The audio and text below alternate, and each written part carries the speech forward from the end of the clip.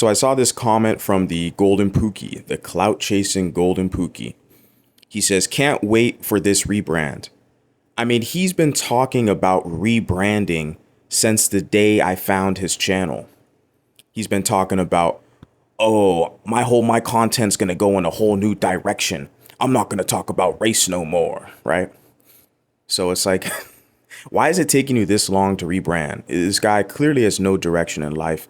And I'm just commenting on this because the guy is such a fucking clout chaser. It's despicable. And he puts, these mulatto morons need to go. Nobody's going anywhere but you, ho. What are you talking about? These mulatto morons need to go. Go where? Go where? Nobody's going anywhere. Everyone's going to stay where they're at. And your weak bitch ass is going to have to just deal with it. Says, y'all are the worst audience I've ever had. You inserted yourself into the mixed race discussion and you didn't get the results you wanted. You wanted to grow your platform and grift off of mixed people, and it didn't work for you. Most people know you're a fucking idiot. And it's only the hyenas who can smell your weakness and they prey upon your weakness because you're a vulnerable loser incel with nothing to offer, so they can manipulate you, right? Puts here, I could care less now about bringing anything into a legislation or Congress. Of course, you have no sense of self-preservation. Okay, you're just a weak link. Sorry. When it was just black or white folks on my platform, they were a better audience than y'all. Okay, it didn't even work out with the blacks because he got a lot of black trolls. And a lot of black people he was going back and forth with. And I guarantee you he never had any white people on his audience. Based off his behavior, how he acts, I'm pretty sure of myself saying that. It was mostly black or ghetto black and then some mixed people who wanted to act black. But he doesn't even really have an audience. I mean, he has subscribers and viewers, okay. Random people stumble upon his channel, but they're not a dedicated kind of audience. They're not the same people showing up in the comments every video. He doesn't have really that much engagement. And he's been on YouTube for years, way longer than me. And he just doesn't have an audience, doesn't have the engagement. So this is really why he's mad at the quote unquote mulatto morons, because he couldn't grift off of us. And then underneath that community post, who do you see? None other than the drunk troublemaker, the Rusty Fraudus. This is her fan. I mean, this is his fan, I should say, or her, whatever. Right. And like I said earlier, about a minute ago, that these type of hyena characters, okay, the Rusty Fraudus, the only reason why they're sticking around that guy's channel is because they know he's weak prey. They know they can prey upon his vulnerabilities, that he's a weak incel thirsting for female validation.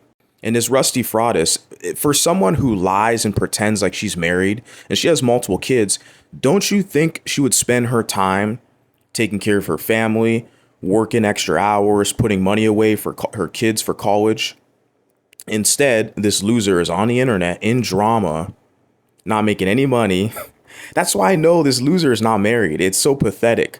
Like she's on all these other guys' channels, inserting herself in drama, starting shit. And it's like she doesn't like that guy's content. She knows the guy's boring and pathetic. But it's because she likes weak men, to prey upon weak men, to use the weak men as crash test dummies. Primarily to position that guy, put a battery in his back to put him against me. And it always fails, sadly.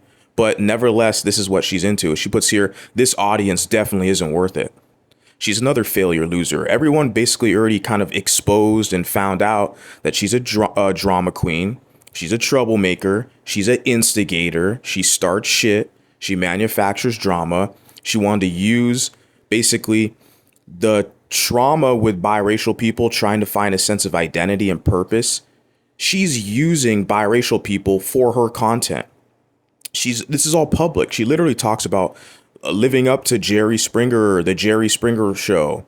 Basically, her channel is like a biracial Jerry Springer show where she'll talk shit about other biracial people in front of her majority black audience.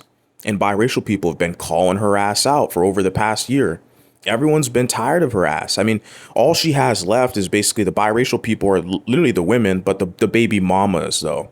not the elegant married biracial women. She has a baby mamas over there, and then just black simps from the manosphere and other random weirdos or divestors or whatever, and trolls. That's what she has. So she talks about the audience. What audience? Like the mulatto collective, they're not feeling you. They're not digging you because you're not sharing the history. You're not trying to build any cohesion or advocacy. So the responsible, intelligent people, they're not digging her. But see, you notice how she groups up with this guy. Like I said, the golden Pookie, because he's a weak incel, she can prey upon him. But also they both have the same value system. They both look at themselves as a subgroup underneath black people. And she puts here, I'm also gonna do other content. She's gonna do the same crap she's been doing, celebrity gossip. Okay, everyone else can do that. So what? I'm not sticking up for these fools anymore. LOL. Sticking up for who? You see how vague that is? Sticking up for these fools anymore. For who? I sure as hell know this dumb cunt's never stuck up for me, and I've never asked her to be honest with you. I just asked her to mind her own fucking business. And don't try to start shit with me and bring me in your drama and all this crap. Because she'll know if like at the golden Pookie, if I'm kind of going back and forth with him, right? Then this dumb cunt will jump into the comment section and try to cheer him on. See, that's what she does. She instigates stuff. And then I'm looking at her like, well, wait a second, bitch. Now my attention's on you. What the fuck are you doing running your mouth? No one asked you for your opinion. But it's funny how she talks like she says, sticking up for these fools. Who the hell does she stick up for? The Ant Report? Bluish Gelato? Like, she despises men. And it's reflected upon her failed relationships and multiple illegitimate children. And even on her channel, it's pretty obvious. Biracial men are not welcomed on her channel.